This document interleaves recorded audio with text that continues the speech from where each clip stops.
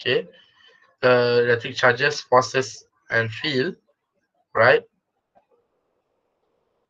Okay, so this is the units of chapter. Okay, we already learned the electric charge until the electric field lines. Okay, electric field until the electric fields, right? Okay, this is the learning outcomes, right? Right, we learn about electric charge where you have a positive and also negative charge. Everyone can hear my voice? Yes, sir. Yes, sir. Thank you. Right, so we also have a neutral at which, but that is the equivalent to the where you have equal numbers of positive and negative charge.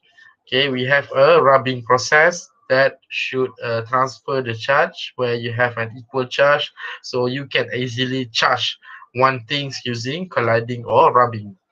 Okay, that's what we call as charge separation. Like charges will repel and opposite charge will attract.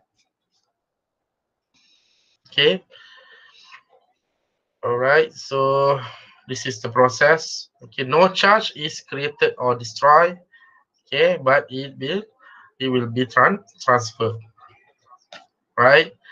So this polarizations of that means we should arrange the atoms or the charge. Okay, this is charging through conductions and also charging by inductions. Okay, conductions and inductions. Conductions means touch.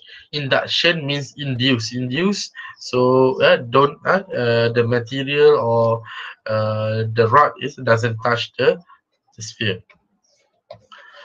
Okay, so we also learn about a Coulomb's law. So what is Coulomb's law? F equals to KQ1 Q2 over R squared with the unit of Newton. Alright. And K, the value K is 8.99 times power of 9 is the force constant. Okay, the force constant. So we should use this value. Maybe when you're referring to another books, okay, sometimes uh, apa the value is quite the same. The value is quite different compared to this one. Maybe they will use 9 times power of 9. Some of book will 9.9, but we should stick to this one 8.99 times 10 to the power of 9. Okay, so force between two charges. Okay, between two charges because we have Q1 and also Q2. Okay, between Q1 Q1 and Q2.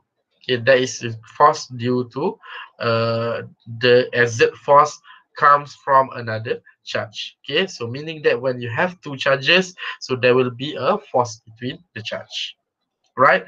And when we talk about force, remember that the force should have a directions and magnitude.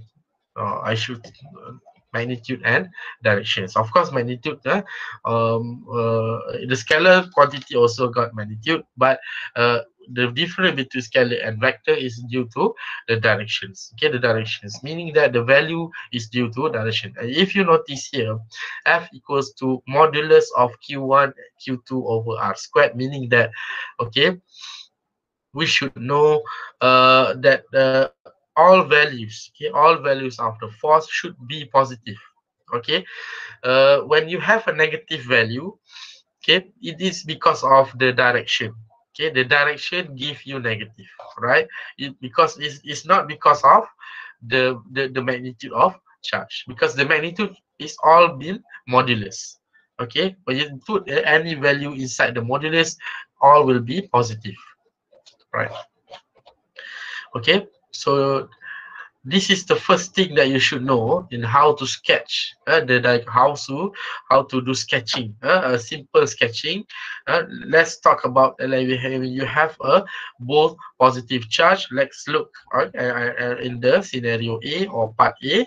When you have a Q1 is of the positive charge, this is the Q1 part A, right? And also you have Q2 here, right? This is a Q2, both are the positive charge. When you know positive meets another positive, then it will do a repulsive, it will repel. Okay, repel. So yeah, you look here. This is F12. According to my notes, is F12, but according to the survey notes, okay, it should be F21. Okay, it's a matter of 21 or 12 because of Q1 and Q2. Okay, and when you look at the F21, okay, in my notes, it's actually F12, meaning that force exerted by Q1 on Q2. This is because F12 means force exerted by Q1 on Q2. On, okay, force exerted by Q1 on Q2. Okay, so that should be the repulsive force. So because of the repulsive, look at the directions. Direction should be going away. Okay, the direction should opposing to each other, right? So this one, when you look at both charges, it is all have directions. Okay, not just on Q2. Q1 also have a directions of force. Okay, now look at that B. Okay, we have B, we have Q1 that is positive value, and also Q2 is a negative value. So when a positive meet negative, it should be an attractive force. Okay, it should be an attractive force due to opposite charge will attract. Okay, so this one you should write as F21, and this one you should write as F12. At least you should know how to write the notation for the forces. Okay, and look, there are two forces. Okay, there are two forces between two charges. It's not just one force. Okay, it must have a correlated force. Okay, it's due to the force between the charge. Okay, the force between the charge. That means on Q1 also got force, and on Q2 also got force. But when we try to solve the problem, we should emphasize on which charge that they are considering to be solved. It's either on Q1 or on Q2. So if on Q1, then we should do everything on Q1. When the question asks you, but find the net force on Q2, then you should find the Q2. But instead, if you do have a question that asks you to calculate everything, please calculate all charges on, or please calculate the force on each charges, on each charge, let's say. So then you have to calculate everything with the directions. So meaning if you calculate F21, yeah, let's say if you have like this, okay, that means you have a y and also x, but a Cartesian coordinate, a simple Cartesian coordinates like that. Okay, so try to imagine that F21 is going to the positive x, while F12 is going, F12 this one, okay, F21 and F12. So F12 is going to the left, or should I say to the negative x direction, and F21 is going to the positive x direction, or going to the right. So we should know how to write down the directions part. Okay, and when you have a two, like a simple C, so the negative part, okay, when a negative charge means another negative, it happens as part A when we have an repulsive force, because both charges are equal. Okay, both charges are negative and negative, and that's why it will repel. And once again, we should write down this one as F12, and this one F to 1. This one is as F12. Okay, try to imagine if you have Q2, then the 2 should be on the far side. This is on Q1, the 1 should be on the far side of the notation. So that's how you remember. Okay, this one, 1, 2. That means when you do something on that part, so that should be F12. So on the first part of the 1, 2, number 1 stands for force exerted by Q1 on Q2. Okay, force exerted by Q1 on Q2. And on your left side for F1, F21, force exerted by Q2 on Q1. That's how you tell or you talk about the notations.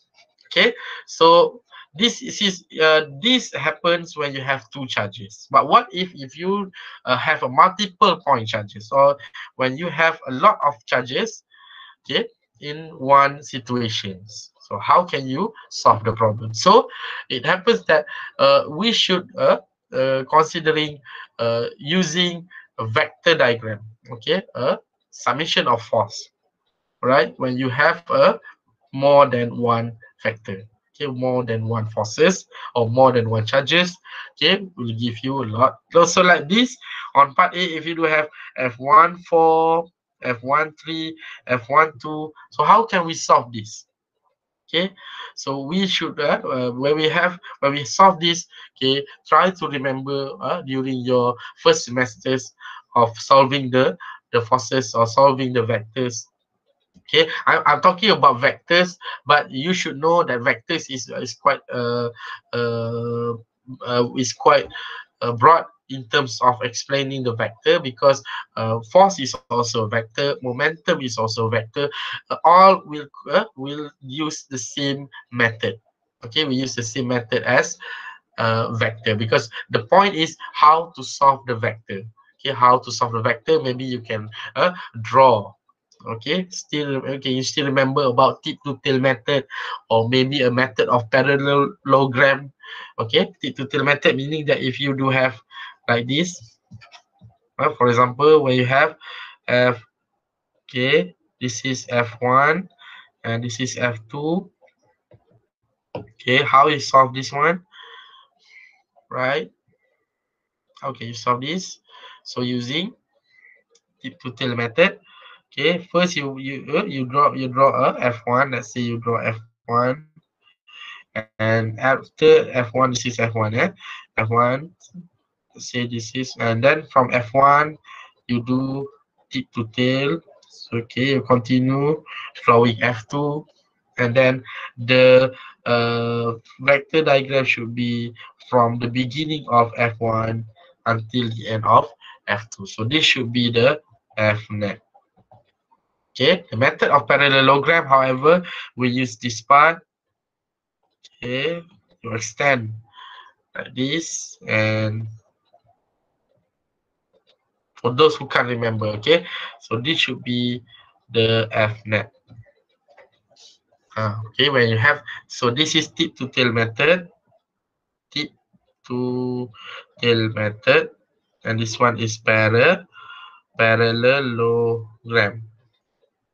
Okay, parallelogram, tip to tail method. So you have two ways in terms of drawing. But right now we don't have to consider drawing. Okay, we want to do some calculations, right? So that's why when you try to deal with this one, okay, it should be as easiest as we do the components. Okay, try to solve the problems or try to solve the vectors problem using components. That means you have to resolve into x and y when it uh, when it requires. Okay, it requires you to solve. Let's say when you encounter as an example like this, okay, a charged triangle. Okay, look at the examples 15.3 in your survey textbook. Okay, in your survey textbook like this, right? So these are the charges. Okay, these are the when you have in the system, when you have a charge now q1, q2, and q3, how to solve this. Okay, how to solve this? So you need to first try to look at the question first. Look at the whole thing of the questions. Maybe it will be simple at like this example, as simple as this one. Okay, so for example, let's look at these questions. Find the net force acting on a charge q3. So that will be the questions. Find the net force acting on charge q3. Okay, it straight away wants you to find the net force acting on charge q3. However, through these examples, okay, from the example in your textbook, okay, when you have to follow these examples, okay, you have to follow this method, okay, in solving the net force acting on on any charge that they want. Okay, for example, considering 3 point charges at the corner of triangle in figure 15.8. Okay, blah blah blah blah blah. Okay, on part C, find the resultant force on Q3. Okay, the resultant force on Q3, which is Q3 here. Okay, so it wants you to solve the on Q3. So it doesn't matter about Q1 and Q2. Okay, I know. Okay, if you are considering every charges, okay, let's draw a charge. Okay, let's draw a force, a Coulomb force directions for all charges. Okay, let's draw. Okay, let's say if you are considering F1 and sorry, Q1 and also Q2. Okay, Q1 and Q2 is one positive and one negative. So it should be here. So this should be as F21, and this one attractive force should be one F12. Okay, done. Okay, then between F1 and between Q1 and Q3. So how to draw it? So it's between positive and positive charge. So the positive and positive charge, when they meet, it will repel. Okay, will repel. How to do a repulsive force? Look at this line. Okay, this is your reference line. Use this line to draw a repulsive force. So it should be going this way as F31, and this one is F13. Okay, right? That is between Q1 and Q3. Done on that part. So how about Q2 and Q3? Okay, Q2 and Q3 is a negative and positive charge. So when positive and negative charge meet, it will attract. So how to do a retract? Like this. So you should write down as F32, and this one is F23. Okay, this is all charges, all directions or all vectors inside the whole systems of Q1, Q2, and Q3. But according to the questions, they just want you to find look at part C, find the resultant force on Q3. Okay, the question clearly state Q3, so that means you don't have to do Q2 and Q1. Don't have to do Q2 and Q1. Just concentrate on this part. In fact, if you want to draw it again, then just draw it. Okay, just draw like this. Okay, simple like this. So it should be as F13 and F23. Just do a simple free body diagram like that. Okay, and then because of this, okay, when you happen it happens that vector is on the x-axis or on the certain axis, then we should considering resultant force. Okay, because like if you look at the F13 here, F13 must have a theta. It must have a theta because it doesn't fall on any axis. It's either x or y or z. Okay, it doesn't fall on any axis. So you must considering a theta. So you must calculate F13x and also F13y. Okay, I will put this in another color. This is F13x, and this is the part where F13y. How about F23? Yes, F23 also have um, um, also have what we call that as components. Okay, so F23 also have F23x and also F23y. But unfortunately, when you have a vector is on the axis itself, so F23x only. Okay, so we look here, F23 is approximately okay on the x-axis.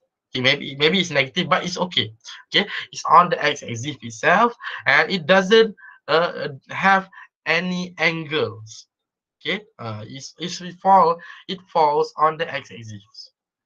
Okay, doesn't matter whether it's positive or negative, but it falls on the axis. So there is some. So F23, because of that, F23 only have F23x. Okay, look at the value. The value is negative. Okay, if you can remember, I've already tell you earlier that all values of f must is a positive. Okay, and this is here positive value. 5.62 times 10 power of negative 9 Newton. But according to F23x, the value now become negative. Why? Because due to the direction. The direction give you the value, but you must put the value. Okay, for the F23x, when you're calculating the submission of fx, you must include the negative. Okay, I'm telling you just now that the all values is all for this one, f.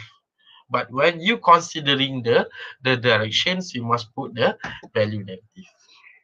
Okay, so F23x is negative 5.62 10 power of negative 9 Newton, and y is 0.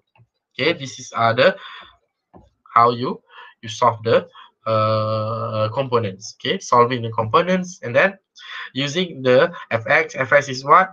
Fx is f23x and also f13x. Okay, 13x. Right, and how about fy? We have f23y, and this one is f13y, 23x and 23y. Okay, and this one is fx, this one is fy, and you on this part. If you look at carefully on this part, okay, on your right part, okay, is on the square part. Okay, the value or the process is just like the same as you are solving the vectors during your first semesters. Okay, the part that the vectors is joining the Coulomb's law is only on your left side part. It's just on your left side.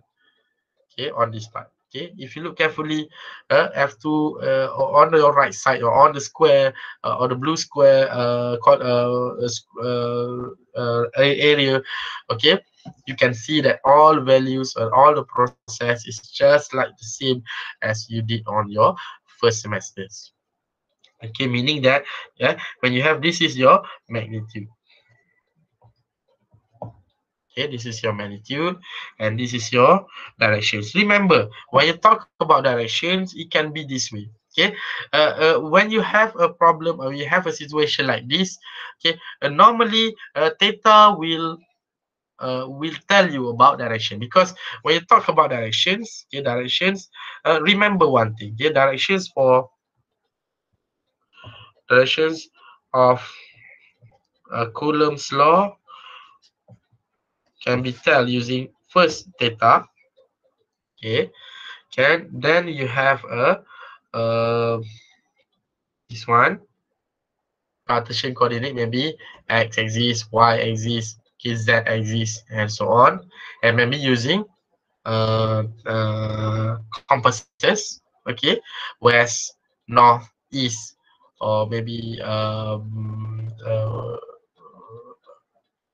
east, west, east, north, south. Okay, south. Okay, there are two things. Okay, and another part is, okay, we youth also can tell the directions using left, right, top, bottom, out of the page into the page. That is also considered as a directions. Okay, remember, when you have to mention or you have to state the directions of any Coulomb's law or any Coulomb's force, okay, such as you has force, so you should write down is maybe using theta.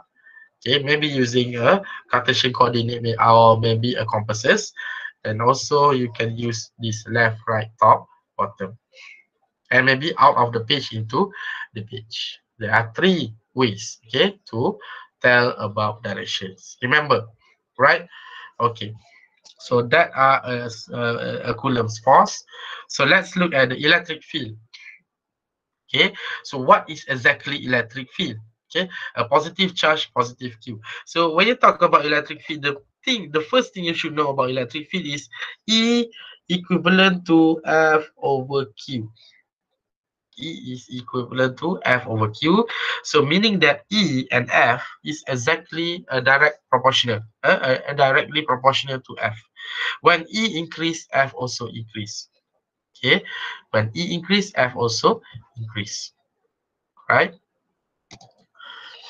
Okay, and it happen that F over Q naught. And what is Q naught? Q naught is called point charge. Why we need point charge? Point charge is to tell you the situation whether what well, when you bring the point charge, okay, when you try to bring the point charge closer, nearer, or maybe far away from the charge. Okay, so let's say this is point charge Q naught. Okay, when you have a positive charge, okay, what happens to the Q naught? So a point charge is like a test charge. Okay, we want to test the positive. What can happen to what can happen to the Q naught when it got near to the positive charge? So it should be going away. Okay, going away from, because it meets a positive. However, what happens if it meet the negative charge? Let's say if negative.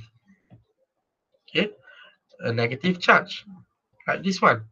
What happens? So it will be going into the negative charge. So there are two situations.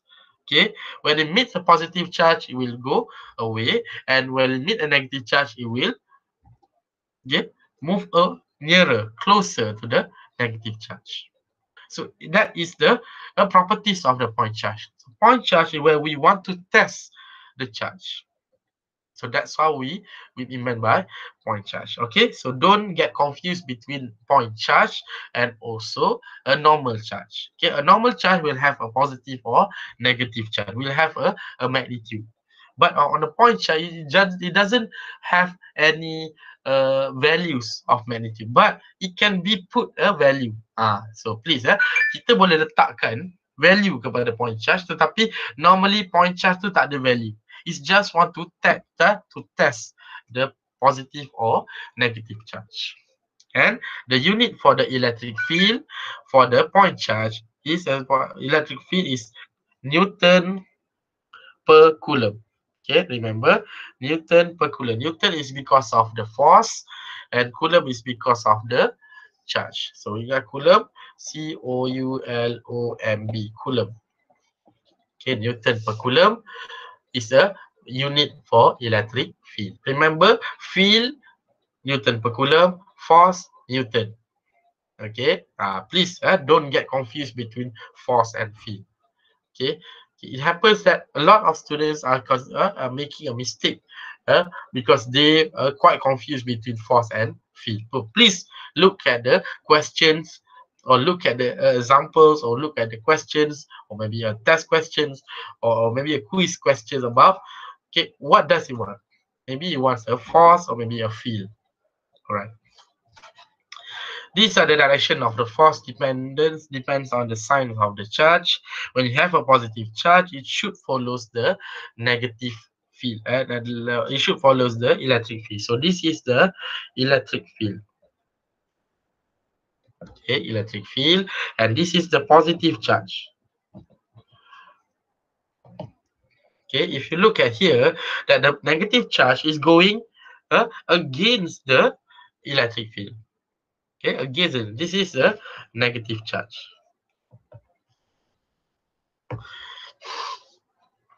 Okay, so F of the negative charge will be opposite of the electric field. Okay, all right. So this is what I meant by electric field. If we want to do some testing, we want to test what happened when we bring the point charge. So this should be the point charge. This is also the point charge. Okay, what happens to the point charge when it got closer to the positive? And what happened to the negative charge when it got closer to the negative? What happens to the point charge when it got closer to the negative charge? Okay. All right. So when you have E equals to F over Q, when also F is equivalent to Q between, let's say between Q and Q naught. Okay, so between K and Q naught over R squared. Okay, so what can the resultant between these both equations? So Q naught So it happens to be E equals to K Q Q naught over R squared over Q naught. So you can cancel out Q naught, and after that it becomes K Q with the modulus over R squared. So there are two ways to find the electric field. First is using when you have a force over Q naught, and also the second one is when you don't have a force but you have a charge. So you can easily get the value of electric field due to the point charge itself, or maybe you can use this one to get, you can use the charge, the given charge. Okay, this one is given charge, not a Q naught, over a distance between Q and also Q naught. Okay, so the positive charge is point radially outward, while for the negative charge you point it radially inwards. Okay, and it happens that the field is also a vector quantity, and because of that the superposition, we need to do some superpositions of field. Okay, just as electric forces can be superposed, electric field can do as well. So the total electric field is a sum found is calculating the vector sum. So it's again the same, we are using the same concept, but you need to remember. Okay, you need to remember first, you need to be able to sketch. Okay, that before this we learn about electric force, but this is electric field. Okay, the question now asks you to find the net electric field at point P. This should be the questions. So find the net electric field at point P. So point P is considered as point charge. So what happened when you have a point charge? Okay, let's see if you look at Q1 first. Okay, Q1. All right, Q1 is negative value. So when negative meets point P, what happens? So the electric field's direction should be going towards the Q1. However, when it meet Q2 here at the bottom part, okay, when it meet Q2, and the E2 should not point to the Q2 because Q2 is a positive value, is a positive charge. Also, that E2 right now will be going away. Okay, the directions of E2 now is going away. So you should know that this part is a vector. Okay, so if I have to draw it again, so it should be going this way of E1 and this way of E2. So what you can do next is both are the vectors, so you should solve it using a vector. So how to solve a vector? So first you must draw a components. Okay, first this is E1y and this is E1x. And however, E2 is also going that way, so this is E2x, and on the same direction E2y. And solving for this part, okay, you need to find what is the component on each E1 and also E2 components. That's how you solve the problem. And after that, you need to find what is EX and also EY. Because from this part, you can find E net, which is equivalent to EX square plus EY square. And again, last part, theta equals to tangent -1 EY over EX. So that should complete everything. So first component, first sketch, and then you write down the component, or you calculate the component, and this part. Okay, before you calculate the component, you should calculate E1 first. E1 is Q1 over R squared with the modulus, and E2 is equivalent to Q2 over R squared. And then you can find the components. Okay, so everything must be in the process like that. So that's how you solve the problem. Let's look at the examples again. Okay, if you can remember, find the net force on part A, find the magnitude and directions of the electric field at point P. Where is point P? Here. This is point P. Okay, That should be the point P. So the positive value of Q1 should get the electric field away. Okay, while for the Q2 over here, you should be pointing towards the Q2. And then you should find the um, the components, and then use the same methods as solving the vectors. Okay, very well. So this is also another examples that you can write down. All right. Then we continue with the electric field lines. Okay. So what is electric field lines? The electric field lines are a convenient way of visualizing the electric field. Okay. Electric field lines points in the directions of the field vector at every point. Remember, positive is always outward and negative is always inward. Okay, so how to write down? So first start at a positive charge or infinity. Okay, start at a positive charge or infinity. That means at the positive charge, all the line at the positive charge must start at the positive charge, the electric field line. Okay, and however, for the negative charge, it start at the infinity. This is infinity. Okay, meaning that other places, okay, it starts from the infinity. We doesn't know where is infinity, but we can assume that all is going into the negative charge, because negative is always inward in terms of electric field. So electric field lines, when you want to draw an electric field's behavior or draw electric field's properties correctly, okay, when it should be inward, then everything should be inward, and when you say outward, then everything should be out from the charge. And okay, and at the negative charge, so and it will end at the negative charge. The positive will end. Let's see if it doesn't have this kind of this, so the positive will go straight to the negative charge. It will be going away from the negative charge like this. Okay, it should be away or infinity. Okay, or infinity. So that's this part can go this way, infinity. Okay, this part will go away, infinity, or find another negative charge.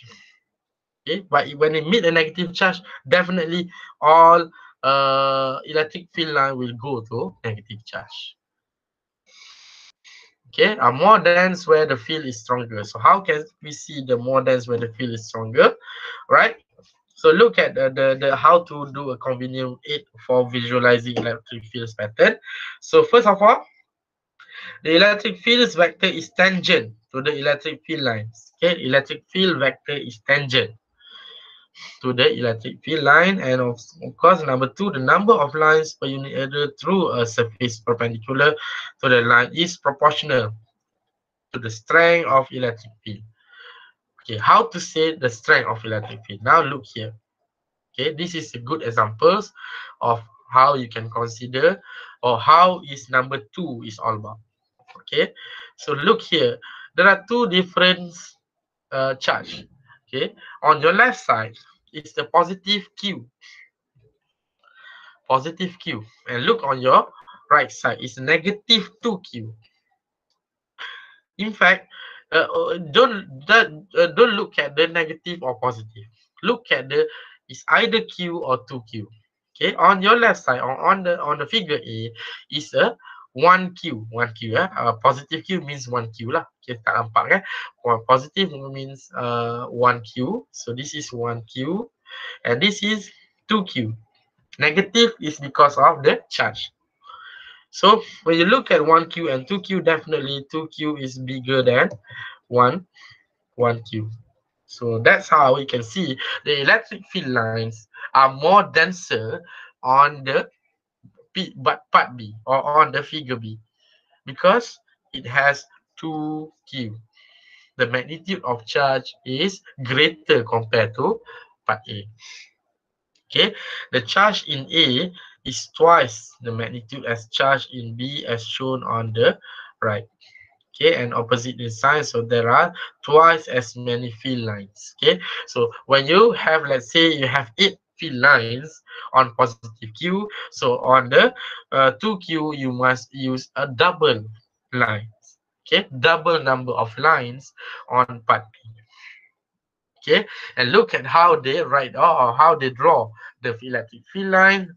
Okay, for the positive, it should be going upward. So this is going outward, and for the negative, you should be going inward into the charge. So this is very important part when you try to draw a positive or negative. Okay, the combinations of charge. Look at the combinations of charge when you have a positive Q or a negative Q. Let's say on your part, on your figure A, you can see, okay, on your very end, left side, you have a positive Q, the green one, and also the negative Q, the orange one. So you can see this is the electric field lines. When you want to draw an electric field line, it should be going this way. The value is quite the same for positive Q and negative. You must be able to draw, you must be able to sketch the same value of electric field lines. Look at part B. The part B is a good example. When you have 2Q and you have a negative Q, okay, don't consider any positive or negative. Look at the 2 Q and also 1Q. Okay, this is 2Q and this is 1Q. So what happened is 2Q are more denser compared to 1Q. Okay, if you look carefully, 1Q have a quite a number of lines, but when you compare to 2Q, 2Q have more number of lines compared to 1Q. That is due to the magnitude of charge. And if a positive Q meet another positive Q, you can say that there is no possibility of uh, um, no possibilities of crossing the lines. Okay, if you look carefully, there will be no electric field lines that crossing each other, because it's a positive means another positive. Okay, when you compare to part A or part B, so we can see there is some we can see that from the positive goes to the negative, but when positive meets positive, the electric field line doesn't do that way. Okay, the positive doesn't go to another positive. No, it will still find the other parts of negative charge. Okay, all field in the system are just have the sign of extend of to infinity. Okay, so these are the parallel applications of the electric field lines. When you have a parallel plate capacitor, remember the symbol for capacitor is like this: two equal plate. So it symbolizes the what we learn in the at your level, the parallel plate capacitor. On the first side, it been charged with the positive, and on the other side, it will be charged with the negative. So remember, okay, a lot of positive charge on the positive plate and a lot of negative charge on the negative plate. So therefore, okay, the electric field line we goes from positive to negative, like this. Okay, we'll go from the positive to negative. Okay. All right. So okay, this is shielding and charge by induction. It should be for your readings only. Okay, you need to know this part. Okay, just do a simple reading on this part, shielding and charge by induction, because it doesn't have any calculations. Okay, on this part. Okay, there is no possibilities of calculations. You just have to know about the conditions. Okay, just know how just do some simple readings on that part. Okay, and together with the electric fast and the Gauss law. Okay, it doesn't do any it doesn't do any calculations for this part at your level. Okay, you have to know about the surface of Gauss law. Okay, so when you try to bring out the electric flux, we want to calculate the electric field. So this is the electric field. Okay, this is the electric field, and this area is called Gaussian surface. Okay, remember when you learn mathematics about Gauss-Jordan? So this is Gaussian surface. What is Gaussian surface? So you can the electric field can go through any surface, and that particular surface we want to calculate it due to the surface. Okay, right? So the one that we can calculate the electric field is called a Gaussian surface. So that's how every electric field that go through the Gaussian surface is called electric flux. Okay, it's the same thing. Electric field that goes through an area or surface area, Gaussian surface area. So when and if any electric field goes through a Gaussian surface area, then it is called electric flux. Simple. Okay, electric field goes an area becomes electric flux. A lot of electric field involved, but we want to calculate only on within this area. Okay, within this area that we call a Gaussian surface area. So that is called electric flux.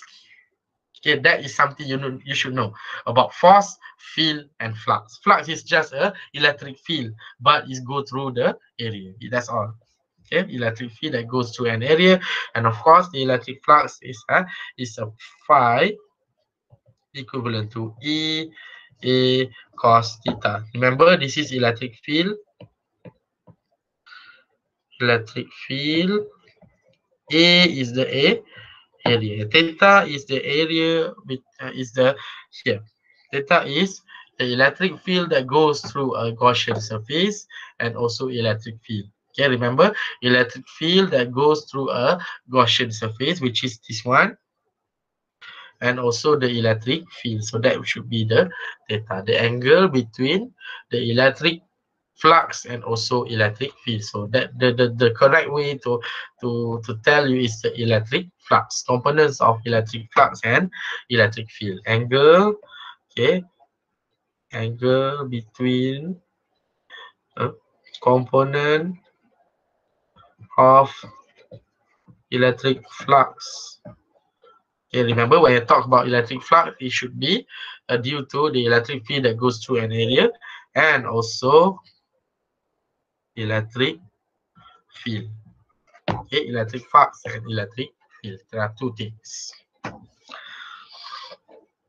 Okay, so Gauss law states that the electric flux through a closed surface is proportional to the charge enclosed by the surface. So this is just for your understanding. So for your what is the Gauss law? What is the Gauss surface? Right. So you can calculate the flux through a cube.